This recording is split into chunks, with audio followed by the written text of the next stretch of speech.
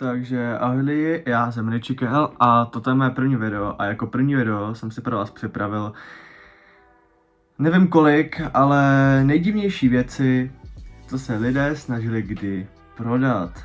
Takže jestli se vám to video líbí, dejte like, odběr a já se dám podtah. A můžeme se vrhnout na to. Budu to číst takhle krásně z telefonu, mám to tady připravené. A můžeme se na to vrhnout. Takže první bod, co tady mám, napůl sněděný francouzský toast Justina Timberlaka. Prostě proč? Jako, proč? Jako proč? Proč by to někdo dělal? Jako to je nějaký joking? Nebo já nevím prostě. Ach jo, to jsem si zase vybral téma, ty vole.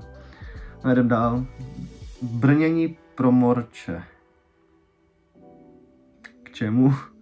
Jako, brnění pro morče, jako. My máme křečka. Že bych mu koupil brnění, ha? Protože občas se dostává do nebezpečných situací, no. Uvidíme.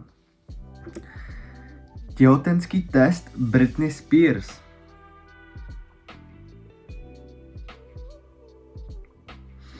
Nevím. Jdem dál. Smysl života. Jo. Ach jo. Nevím, co k tomu říct. To je jako smysl života. Já se z toho pozeru do píči. Kukuřiční lupínek, ten bych si dal momentálně, jako kukuřiční lupínky nebo jakýkoliv lupínky prostě, ty bych si teďka dal kam. Možná bych to udělal taky. Grilovací prostor o velikosti autobusu. Cože? Za 350 000 dolarů seš jako... To nechápu toto. Dorita ve tvaru papežova klobouku. Za 28 000 dolarů.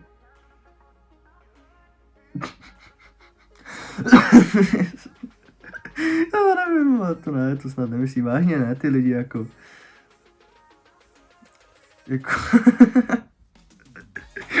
To si děláš, to nemůže být pravda. Zábavný víkend se 4 australskými muži.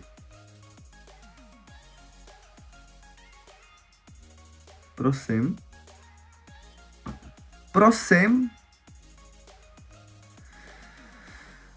Ne, já už to dál číst nebudu, já na to nemám jak se propadnu normálně, hlava mi dělá takhle mi to dělá v hlavě teďko momentálně, tady mám otevřený okno, takže kámo asi jumpu nebo jako toto ne, jako to nemyslí vážně, ne?